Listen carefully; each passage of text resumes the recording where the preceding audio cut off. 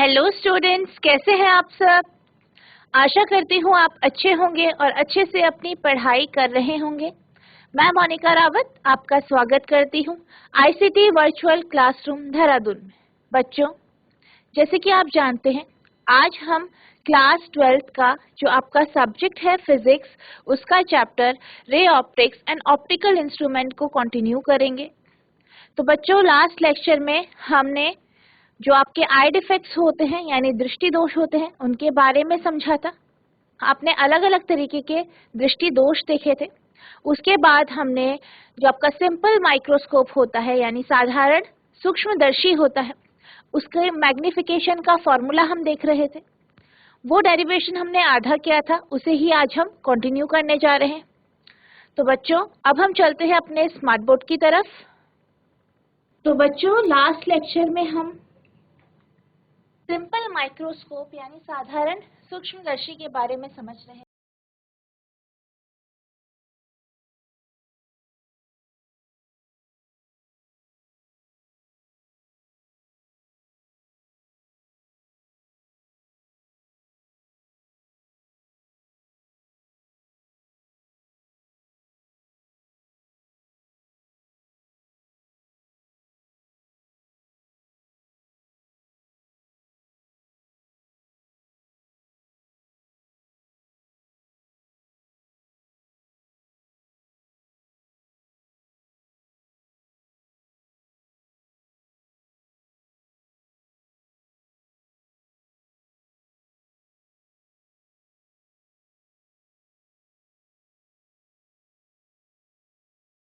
तो हमने जो लास्ट डेरिवेशन किया था, हमने ये देखा था कि जो आपका मैग्निफिकेशन होता है, ठीक है, आवर्धन होता है, हमने जो डेफिनेशन समझी थी उसके अकॉर्डिंग हमने ये देखा था कि जो आपका मैग्निफिकेशन होता है वो बीटा अपॉन अल्फा होता है, ठीक है।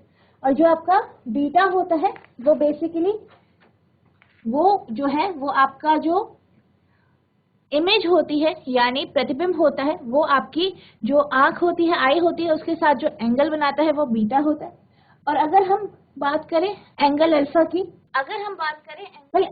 तो जो आपका एंगल अल्फा होता है वो हमने ये देखा था कि जो आपका ऑब्जेक्ट होता है यानी वस्तु होती है उसके साथ बनाया गया एंगल, जो कि आपका least distance of distinct vision के साथ जो ये एंगल बनाता है वो आपका अल्फा होता है। तो मैग्निफिकेशन से हमने ये देखा था कि जो आपका आवर्धन होता है सिंपल माइक्रोस्कोप के लिए यानी कि साधारण सूक्ष्मदर्शी के लिए वो आपका बीटा अपॉन अल्फा होता है। इसे हमने इक्वेशन 1 माना था यानी समीकरण 1 माना था। हमने ये देखा था कि आप जो है, क्योंकि ये जो एंगल्स है ये बहुत ही छोटे हैं, इसलिए आप अल्फा की जगह 10 अल्फा लिख सकते हैं और बीटा की जगह आप लिख सकते हैं 10 बीटा। फिर हमने क्या किया था, जो आपकी ये वैल्यूज थी, ठीक है, जो आपकी ये अल्फा और बीटा की वैल्यूज थी, इनको हमने इक्वेशन 1 में रखा था। तो हमारे पास जो m था, मैग्निफिकेशन यानी जिसे आप आवर्धन कहते हैं, इसकी जो वैल्यू आई थी वो आपकी 10 बीटा अपॉन 10 अल्फा आई थी। फिर हमने क्या किया था, हमने 10 बीटा की वैल्यू निकाली थी, ठीक है। हमने ट्राइंगल एबीसी देखा था, आपका जो ट्राइंगल है एबीसी, ठीक है। ये जो आपका ट्राइंगल एबीसी है इसमें हमने 10 अल्फा की वैल्यू निकाली थी, हमने 10 अल्फा की वैल्यू निकाली थी, ठीक है। हमने 10 अल्फा की वैल्यू निकाली थी और 10 बीटा की वैल्यू निकाली थी। तो हमारी जो 10 अल्फा की वैल्यू आई थी वो आपकी आई थी A1B अपॉन CB डैश, और 10 बीटा की आपकी वैल्यू क्या आई थी, AB अपॉन CB, ठीक है। हमने ये ट्राइंगल आपके ABC में से आपकी जो 10 बीटा है उसकी वैल्यू निकाली थी, और आपका जो ट्राइंगल A1B डैश C है इससे हमने 10 अल्फा की वैल्यू निकाली। फिर हमने ये देखा था कि जो आपका A1B है, ठीक है, जो आपका क्या है A1 B है या A1 B डैश है, वो आपका बराबर है AB के। A1 B डैश आपका किसके बराबर है? AB के बराबर है। तो हमने इसकी जगह AB लिख दिया था और ये आपका CB डैश है। इसके बाद हमने इन वैल्यूज को, जो आपका मैग्निफिकेशन का जो हमने 10 बीटा अपॉन 10 अल्फा ये वैल्यू निकाली थी, इस इक्वेशन में, ठीक है, जो आपकी इक्वेशन है इसमें हमने रख दिया था। तो हमारे पास क्या आया था? हमने लिखा था m बराबर, हमने वैल्यू डाली आपकी, ठीक है, हमने 10 बीटा की वैल्यू रखी AB अपॉन CB, और फिर हमने 10 अल्फा की वैल्यू जो रखी थी वो आपकी कितनी आई थी? आपकी आई थी AB अपॉन CB डैश, और 10 बीटा की वैल्यू आपकी आई थी, 10 बीटा की आई थी आपकी AB अपॉन CB।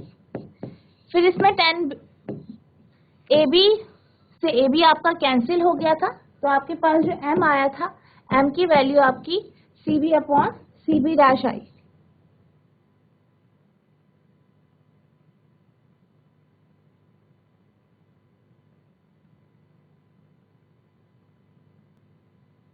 आपकी जो मैग्निफिकेशन की वैल्यू आई थी वो आपकी आई थी AB upon CB into CB dash upon AB। AB से AB कैंसिल हो गया था, फिर ये आपकी मैग्निफिकेशन आया था CB डैश अपॉन CB। अब CB डैश की जो वैल्यू थी, हमारा जो डायग्राम है उसके अकॉर्डिंग आपकी जो CB डैश की वैल्यू थी वो हमारी -V थी, क्योंकि ये क्या है? आपकी डिस्टेंस है किसकी? ऑब्जेक्ट, जो आपकी इमेज है, ऑब्जेक्ट की जो इमेज है यानी जो वस्तु है उसका जो प्रतिबिंब है उसकी दूरी V थी, तो ये आपका -V आया। अब जो आपका CB है इसकी जो वैल्यू है वो क्या, किस चीज की वैल्यू है? जो आपका ऑब्जेक्ट है, वस्तु है, उसकी दूरी आपका ऑप्टिकल सेंटर से, इसे हमने -U लेना है। तो इससे हमारे पास जो मैग्निफिकेशन है इसकी वैल्यू आई थी -V अपॉन -U, यानी M की वैल्यू जो आई वो आपकी V अपॉन U आ गई। तो यहाँ तक हमने लास्ट लेक्चर में समझ लिया था, ठीक है। इसके आगे का जो है हम अब कंटिन्यू करेंगे। अब हम ये जानते हैं कि जो आपका लेंस फॉर्मूला क्या होता है? लेंस फॉर्मूला जो होता है इसे आप क्या कहते हैं? लेंस फॉर्मूला कहते हैं। इसके अकॉर्डिंग आपका 1 upon B minus 1 upon U बराबर 1 अपॉन F होता है, ठीक है। अब हम क्या करेंगे? जो आपकी इक्वेशन है इसको मल्टीप्लाई कर देंगे V से, यानी दोनों साइड्स को आप V से मल्टीप्लाई कर देंगे।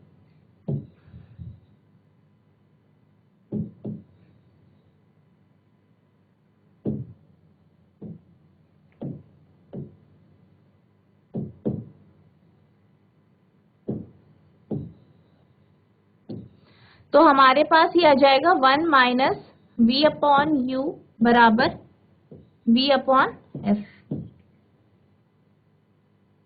अब हम ये जानते हैं कि जैसे कि अभी हमने डिराइव किया, जो आपका V अपॉन U होता है वो M के बराबर होता है, यानी मैग्निफिकेशन, यानी जिसे आप आवर्धन कहते हैं, उसके बराबर होता है।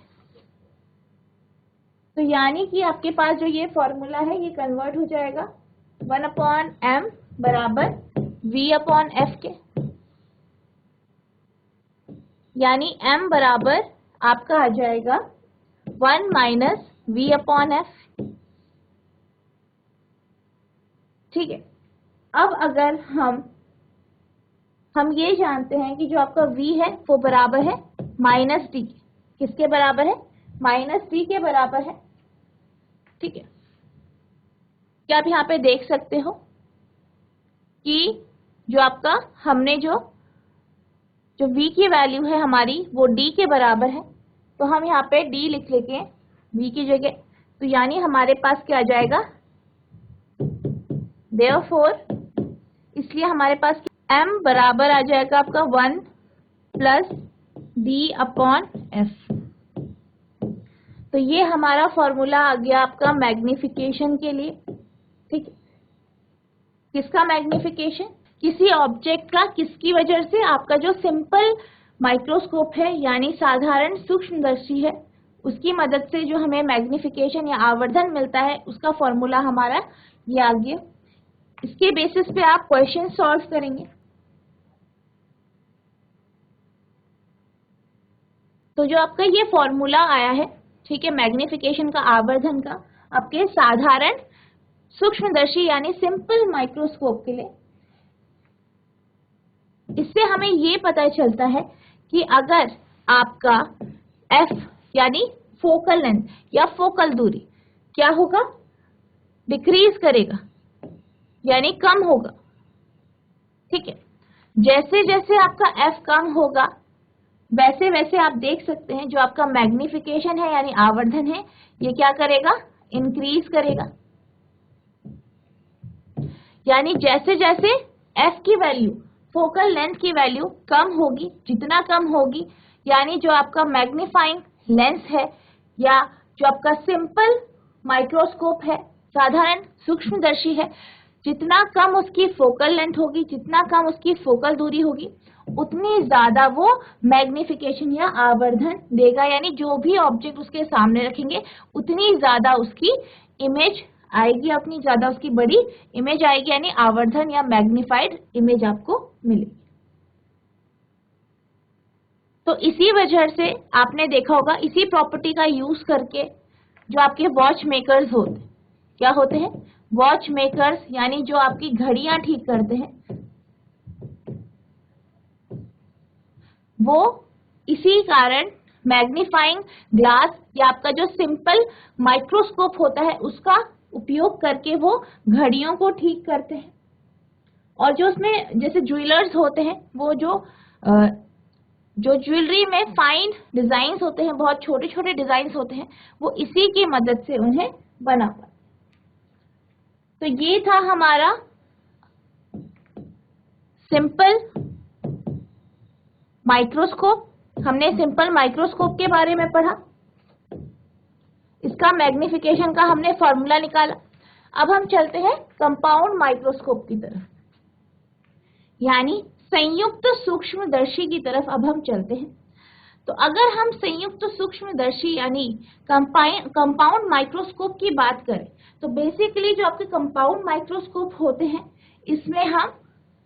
इसमें दो तरीके के लेंस जो होते हैं उनका उपयोग किया जाता है। दो लेंस होते हैं, दो सेट होते हैं लेंसेज के। ठीक है, एक जो आपका लेंस होता है उसे हम आईपीस कहते हैं, जो कि आपकी आंख के पास रखा जाता है, और दूसरा आपका ऑब्जेक्टिव लेंस होता है, जो कि जिस भी वस्तु को आपको देखना है उसके सामने रखा जाए। तो बेसिकली जो कंपाउंड माइक्रोस्कोप होता है वो एक बहुत ही ज्यादा हाई रेजोल्यूशन का माइक्रोस्कोप यानी सूक्ष्मदर्शी होता है। इसमें दो सेट होते हैं लेंस के, जो कि किसी भी सैंपल की 2 डायमेंशनल इमेज यानी 2 आयामी प्रतिबिंब प्रदान करता है। तो बेसिकली आपने देखा होगा कि आपका जो कंपाउंड माइक्रोस्कोप होता है उसे आप माइक्रो ऑर्गेनिज्म, ठीक है, जो आपके क्या होते हैं, माइक्रो ऑर्गेनिज्म होते हैं, उनको देखने के लिए आप उपयोग करते हो।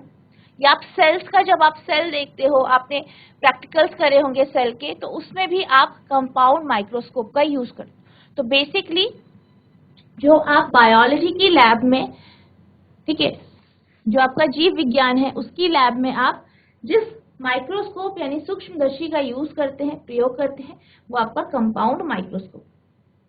A compound microscope is defined as microscope with a high resolution and uses two sets of lenses providing two-dimensional image of the sample. संयुक्त सूक्ष्मदर्शी की परिभाषा है एक उच्च रिजोल्यूशन वाला माइक्रोस्कोप या और नमूने की 2 आयामी छवि प्रदान करने वाले लेंस के 2 सेट का उपयोग करता है। यानी जो आपका कंपाउंड माइक्रोस्कोप होता है उसमें वो बहुत ही ज्यादा हाई रेजोल्यूशन का होता है, ठीक है, और उसमें क्या होते हैं, 2 सेट होते हैं लेंस के, जिससे हमारी 2D इमेज यानी जो आपकी 2D इमेज है हमें वो मिलती है। अब हम इसके कंस्ट्रक्शन की बात करते हैं। तो जैसे कि मैंने आपको बताया कि जो लेंस ऑब्जेक्ट यानी वस्तु के पास होता है उसे हम ऑब्जेक्टिव लेंस कहते हैं, और जो लेंस हमारा आई के पास होता है उसे हम आई लेंस कहते हैं। तो बेसिकली क्या होता है, जो आपका ये कंपाउंड माइक्रोस्कोप होता है इसमें ये दो लेंस होते हैं जो कि एक पाइप जैसे स्ट्रक्चर में आपके फिट होते हैं, और इन दो जो आपके लेंस होते हैं इनसे बहुत ही ज्यादा हाई रेजोल्यूशन की इमेज या फिर प्रतिबिंब बनाया जाता है, या फिर ये जो दो लेंस हैं जिन्हें हम आई लेंस और आपका जो ऑब्जेक्टिव लेंस है ये कहते हैं, ये दोनों मिलके एक बहुत ही ज्यादा हाई रेजोल्यूशन प्रतिबिंब बनाते हैं किसी भी वस्तु। The lens nearest to the object is called objective, ठीक है, यानी जो लेंस ऑब्जेक्ट वस्तु के पास रखा जाता है उसे हम ऑब्जेक्टिव कहते हैं। Forms a real inverted and magnified image of the object. तो ये जो ऑब्जेक्टिव होता है ये रियल, इन्वर्टेड और मैग्नीफाइड इमेज बनाता है किसी भी वस्तु का, यानी वास्तविक, उल्टा और जो है आवर्धित जो प्रतिबिंब है वो बनाता है। This serves as the object for the second lens, यानी जो आपका ऑब्जेक्टिव लेंस है उससे जो इमेज यानी प्रतिबिंब बनता है वो दूसरे लेंस यानी जो आपका आई लेंस होता है, ठीक है, जो आपका आई लेंस होता है उसके लिए वो ऑब्जेक्ट का काम करता है यानी वस्तु का काम करता है, जिसे हम आई पीस कहते हैं, ठीक है, जिसे हम आई पीस कहते हैं या आई लेंस कहते हैं, which functions essentially like a simple microscope और magnifier produce the final image। और ये जो आपका आई पीस या आई लेंस होता है ये क्या करता है, जैसे कि सिंपल माइक्रोस्कोप या साधारण सूक्ष्मदर्शी काम करता है उसी तरीके से ये भी एक मैग्नीफायर का काम करता है और एक फाइनल इमेज बनाता है जो कि मैग्नीफाइड होती है यानी बड़ी होती है, which is enlarge and virtual, जो कि आपकी क्या होती है, एनलार्ज होती है यानी बड़ी होती है और वर्चुअल होती है, यानी कि जो आपका ऑब्जेक्टिव है यानी ऑब्जेक्टिव लेंस है वो आपकी रियल, इन्वर्टेड और मैग्नीफाइड इमेज बनाता है, यानी वास्तविक, उल्टी और बड़ी इमेज बनाता है। वो इमेज आपकी जो आई लेंस होता है या आई पीस होता है उसके लिए ऑब्जेक्ट का काम करती है यानी वस्तु का काम करती है, और जो आपका ये आई लेंस है या आई पीस है ये एक सिंपल माइक्रोस्कोप यानी साधारण सूक्ष्मदर्शी या जिसे हम मैग्नीफायर बोलते हैं उसकी तरह काम करता है और एक बड़ी और आभासी प्रतिबिंब बनाता है। The first inverted image is thus near, at or within the focal plane of the eyepiece. तो जो आपकी पहली इमेज बनती जो कि आपकी ऑब्जेक्टिव लेंस से बनती है वो हमेशा क्या होता है, आई पीस या आई लेंस है उसके फोकल प्लेन पे बनती है, ठीक है, उसके फोकल प्लेन के पास बनती है, at a distance appropriate for the final image formation at infinity, जो कि काफी एप्रोप्रिएट डिस्टेंस होती है ताकि जो आपकी इमेज बन रही है प्रतिबिंब यानी जो फाइनल इमेज बनेगी वो आपकी इंफिनिटी यानी अनंत पे बने, और a little closer for image formation at the near.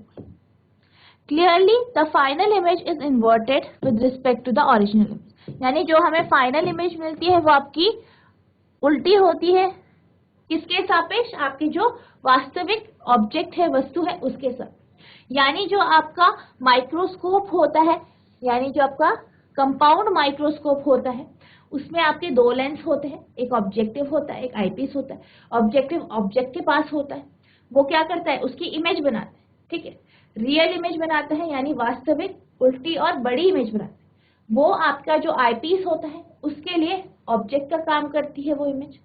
फिर जो आपका आईपीस होता है, ठीक है, आई लेंस होता है, वो फिर उसकी इमेज बनाता है बड़ी और वर्चुअल यानी आभासी इमेज बनाता है, और जो फाइनल इमेज बनती है वो उल्टी होती है यानी इन्वर्टेड होती है, किसके सापेक्ष, आपके ओरिजिनल ऑब्जेक्ट के सापेक्ष। तो ये हमारा कंस्ट्रक्शन था, हमने कंस्ट्रक्शन के बारे में समझा कि आपका जो कंपाउंड माइक्रोस्कोप होता है उसे किस तरीके से कंस्ट्रक्ट किया जाता है या उसकी संरचना क्या होती है, ये हमने देखा। अब हम बात करते हैं मैग्निफिकेशन पावर की। तो जब भी हम मैग्निफिकेशन पावर या आवर्धन शक्ति की बात करते हैं,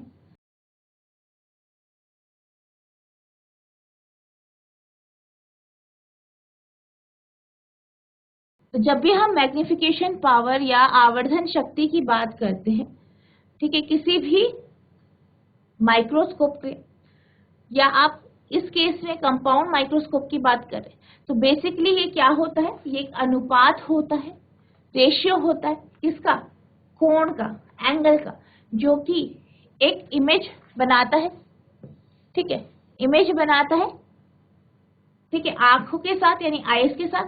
और दूसरा एंगल जो होता है वो आपका होता है least distance of distinct vision, यानी कि बेसिकली ये आपका क्या होता है, ये आपका रेशियो होता है किसका, आपका जो एंगल बनाता है इमेज आई के साथ, और जो आपकी ऑब्जेक्ट है वो बनाती है least distance of distinct vision के साथ। यानी the magnifying power of a microscope is the ratio of angle subtended by image to the angle subtended by image placed at least distance of distinct width। यानी एक सूक्ष्मदर्शी की आवर्धन शक्ति छवि द्वारा अंतरित कोण का अनुपात है जो स्पष्ट दृष्टि की कम से कम दूरी पर रखी गई छवि द्वारा अंतरित कोण है।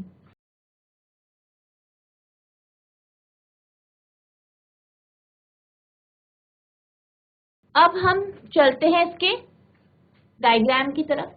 तो जो हमारा इसका डायग्राम है वो आप यहाँ पे देख सकते हो कि जो हमारा कंपाउंड माइक्रोस्कोप होता है उसमें आपके दो लेंस होते हैं, आप यहाँ पे देख सकते हैं, एक ऑब्जेक्टिव लेंस होता है और एक आईपीस होता है। आईपीस को आप अपनी आईज के पास यानी आंखों के पास रखते हैं और ऑब्जेक्टिव आपके ऑब्जेक्ट यानी वस्तु के पास होता है।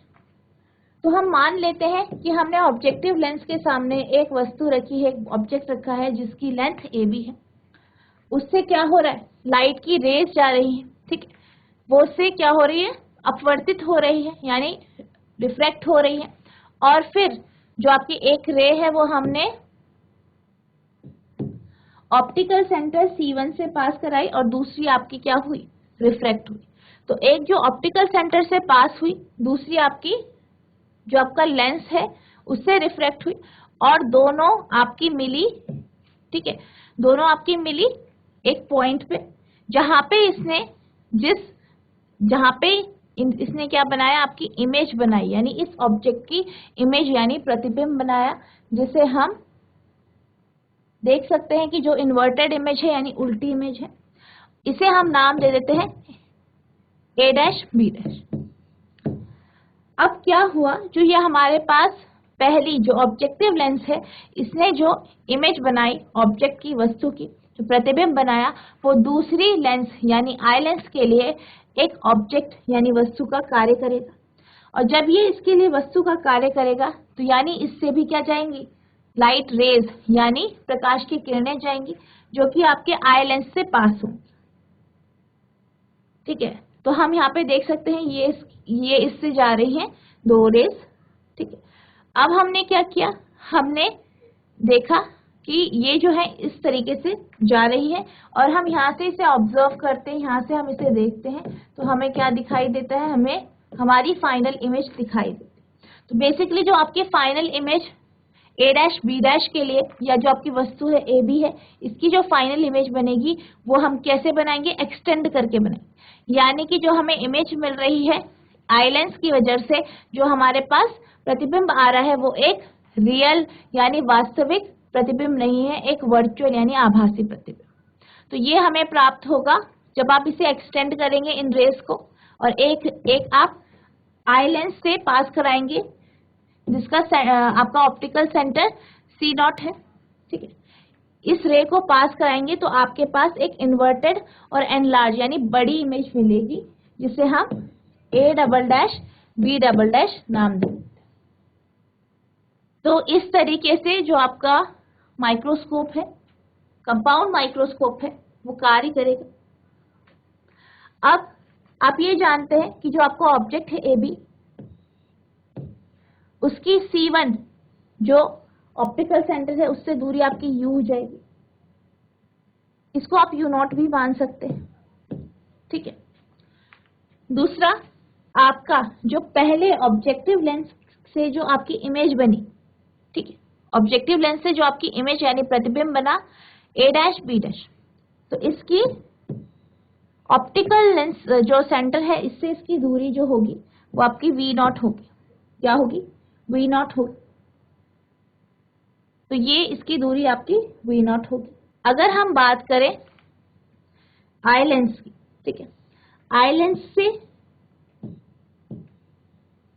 जो आई लेंस इमेज बना रहा है, प्रतिबिंब बना रहा है, इसकी दूरी को हम d ले लेते हैं। क्या ले लेते हैं? d ले लेते हैं। ठीक, तो ये हमारा क्या हो गया? डायग्राम हो गया आपका कंपाउंड माइक्रोस्कोप का। अब हम इसके लिए मैग्निफिकेशन यानी आवर्धन का फॉर्मूला डिराइव करें।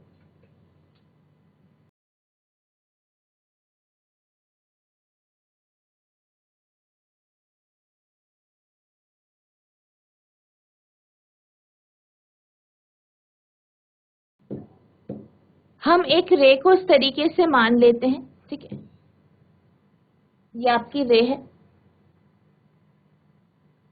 ठीक है, इस तरीके से हम एक रे को मान लेते हैं जो कि आपकी आई लेंस के पास जो उसका ऑप्टिकल सेंटर है उसके पास जा रही है। इस एंगल को हम एंगल बीटा मान लेते हैं, ठीक है, इस एंगल को हम अल्फा मान लेते हैं, ये हमारा एंगल अल्फा हो जाएगा। और जो ये आपका एंगल है, ठीक है, आपका जो ये एंगल है जो आपका रे a'' C0 बना रहा है प्रिंसिपल एक्सिस के साथ, इसको हम बीटा मान लेते हैं। अब आप ये देख सकते हैं कि जो आपका ये लाइन है A1 और ये आपका B'' है, ये आपका पॉइंट है B'', ठीक है। ये जो पॉइंट है आपका B'', A1 B'', आप देख सकते हैं ये AB के बराबर है। तो हम ये सोच सकते हैं कि हमने जो है हम AB को A', A1 B'' के बराबर लिख सकते हैं, A1 B'' के बराबर लिख सकते हैं। यानी हमने ये माना है कि जो आपका AB है वो बराबर हो गया आपके A1 B'', ठीक है। और हमने अभी क्या देखा? अभी हमने एंगल A'' C2 B'' देखा जो कि हमारा एंगल बीटा हो गया, जो हमने एंगल बीटा माना है, और एंगल A1 C2 B'' जो है वो हमारा एंगल अल्फा हो गया, ठीक है, जैसे अभी हमने देखा। तो आप यहाँ पे देख सकते हो कि जो आपका एंगल अल्फा है, ठीक है, एंगल अल्फा जो है वो आपका जो है A1 B'' इससे एंगल अल्फा बना रहा है जो कि बराबर है आपका AB के, ठीक है, यानी आपके ऑब्जेक्ट यानी वस्तु के बराबर है। उसी तरीके से जो आपका एंगल है बीटा, ठीक है, वो किसके साथ बनाया जा रहा है? आपका जो इमेज है A'' B'' के साथ बनाया जा रहा है या उसके साथ बन रहा है। तो ये आप यहाँ पे देख सकते हैं कि ये जो दोनों है, अगर हम इन दोनों का रेशियो लें तो ये हमारा मैग्निफिकेशन यानी आवर्धन के बराबर आएगा, यानी m बराबर β/α। ये हमारी इक्वेशन 1 हो। अब जैसे हमने पिछले लेक्चर में देखा था, पिछले डेरिवेशन में देखा था कि जो आपका एंगल था वो बहुत ही छोटा था, तो हमने उसे tan α के बराबर ले लिया। इसी तरीके से हम इस केस में भी बीटा को tan β के बराबर ले लेंगे और अल्फा को tan α के बराबर ले लेंगे। तो हमारा जो ये फॉर्मूला है वो हो जाएगा m बराबर tan β/tan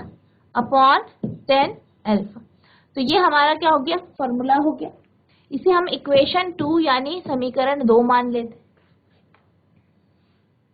अब हम क्या करेंगे? जो आपका tan β और tan α है इनकी वैल्यूज निकाल, ठीक है, इनकी वैल्यूज निकालेंगे। तो आपका जैसे कि आप यहाँ पे देख सकते हैं जो आपका त्रिभुज है A1 B'' C0, ठीक है, जो आपका ट्राइंगल है A1 B'' सी नॉट, इसमें आपका एंगल अल्फा बन रहा है, तो आपका टेन अल्फा बराबर हो जाएगा, टेन अल्फा बराबर हो जाएगा आपका A1 B double dash upon C2, या जो आपका सी नॉट है या C2 है C2 B डबल डैश। ठीक है, तो हम यहाँ पे से लिख लेते हैं टेन अल्फा। तो in triangle A double dash B double dash C2, तो हमारे पास जो टेन अल्फा की वैल्यू आई बराबर है आपका A1 B double dash upon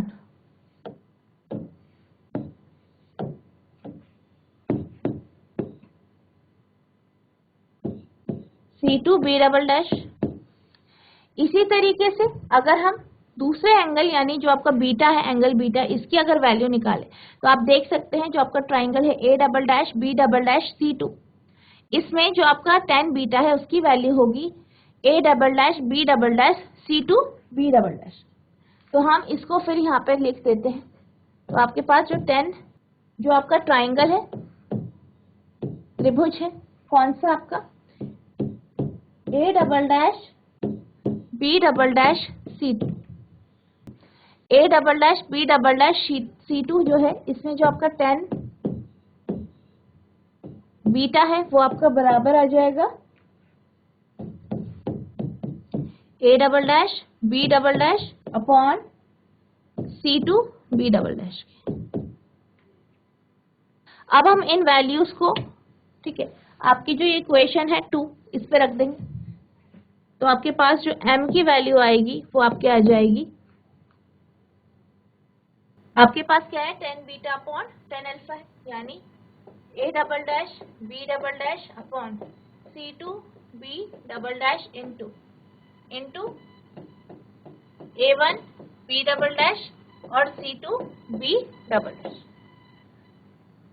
अब आप यहाँ पे देख सकते हैं C2 B डबल डैश दोनों जगह कैंसिल हो रहा है, यानी m की वैल्यू आपकी आ गई A double dash B double dash upon A1 B double dash.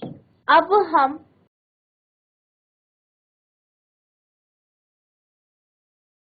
हम ये देख सकते हैं जो आपका A1 B डबल डैश है वो आपके AB के बराबर है, तो इसके जगह हम AB की वैल्यू रख देंगे, यानी जो आपका A1 B double dash, since A1 B double dash आपका बराबर है AB के, तो M बराबर हो जाएगा आपका A double dash B double dash upon AB के। अब हम क्या करते हैं, हम इसको A डैश B डैश से मल्टीप्लाई और डिवाइड कर देते हैं। ठीक है, तो मल्टीप्लाई करा A dash B dash upon A dash B dash, तो आपके पास M बराबर आ जाएगा A double dash B double dash, इसके अपॉन में हम A डैश B डैश ले लेते हैं into A dash B dash upon AB।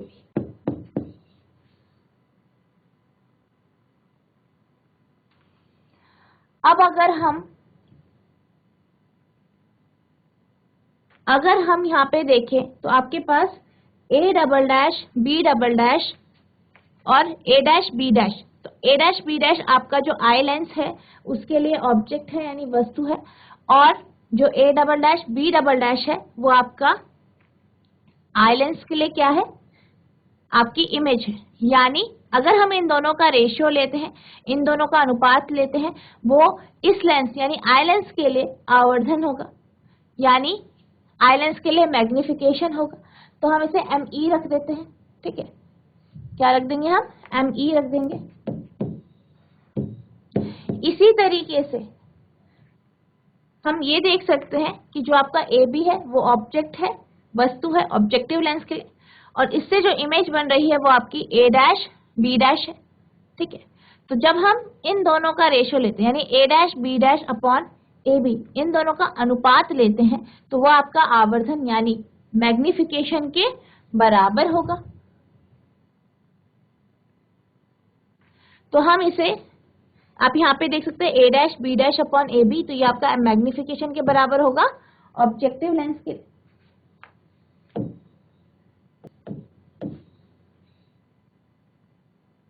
तो यहाँ पे जो आपके पास मैग्निफिकेशन का फॉर्मूला आया वो आपका आया m बराबर me इंटू एम नॉट, यानी जो आपका me है वो आई पीस या आई लेंस के लिए मैग्निफिकेशन है और एम नॉट क्या है, ऑब्जेक्टिव लेंस के लिए मैग्निफिकेशन।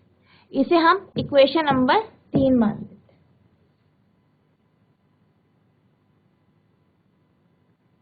अब हम ये जानते हैं, जैसे कि हमने सिंपल माइक्रोस्कोप से डिराइव किया था, हमारा जो फॉर्मूला आया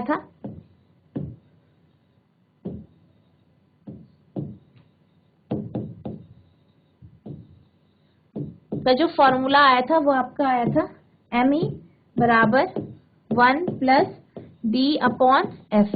ठीक है, ये आया था हमारा फॉर्मूला मैग्निफिकेशन का, यानी आवर्धन का, किसके लिए, साधारण सूक्ष्मदर्शी। तो हमने अभी ये समझा था जब हम कंस्ट्रक्शन की बात कर रहे थे कि जो आपका ऑब्जेक्टिव लेंस होता है, ठीक है, जो आपका ऑब्जेक्टिव लेंस होता है वो आपकी क्या करता है, ऑब्जेक्ट की इमेज बनाता है। फिर जो वो इमेज बनती है, प्रतिबिंब बनता है, वो आई लेंस के लिए एक वस्तु का कार्य करता है, और जो आपका आई लेंस होता है वो वैसे ही कार्य करता है जैसे कि आपका सिंपल माइक्रोस्कोप यानी साधारण सूक्ष्मदर्शी कार्य करता है। तो हम इस आई लेंस के लिए जो मैग्निफिकेशन का फॉर्मूला है वो कंपाउंड जो आपका सिंपल माइक्रोस्कोप, ठीक है, सिंपल माइक्रोस्कोप है उसका फॉर्मूला रख सकते हैं। यानी हम सिंपल माइक्रोस्कोप के फॉर्मूले को, ठीक है, जो आपका सिंपल माइक्रोस्कोप का जो फॉर्मूला था आवर्धन के लिए यानी मैग्निफिकेशन के लिए me, उसको हम लिख सकते हैं me बराबर 1 प्लस डी अपॉन fe।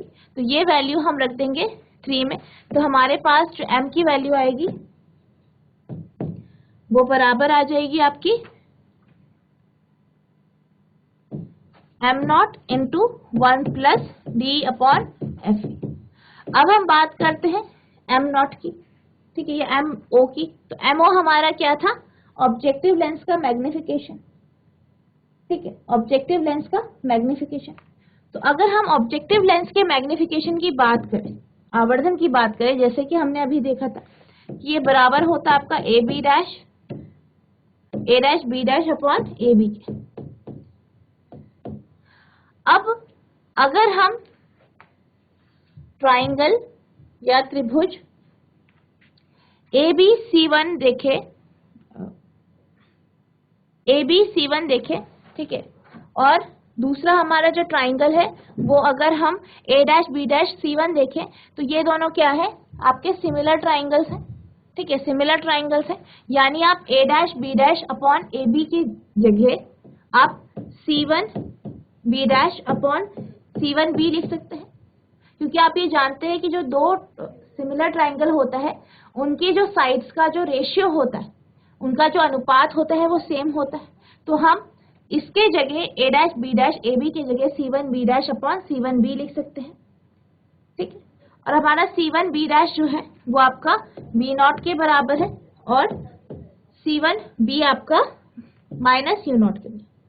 अब हम इस वैल्यू को भी मैग्निफिकेशन के फॉर्मूले में रख देंगे, तो हमारे पास आ जाएगा m बराबर V not upon minus U not 1 plus D upon FE,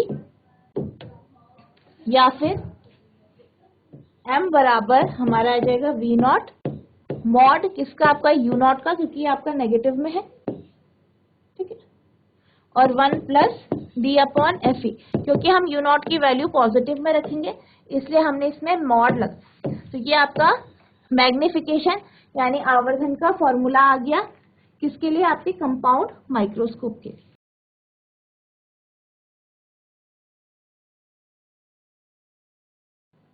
तो बच्चों आज हमने सिंपल माइक्रोस्कोप के जो मैग्निफिकेशन का फॉर्मूला है उसको हमने देखा कि आप किस तरीके से मैग्निफिकेशन का फॉर्मूला डिराइव करेंगे। उसके बाद हमने कंपाउंड माइक्रोस्कोप यानी संयुक्त सूक्ष्मदर्शी के लिए मैग्निफिकेशन यानी आवर्धन का फॉर्मूला देखा।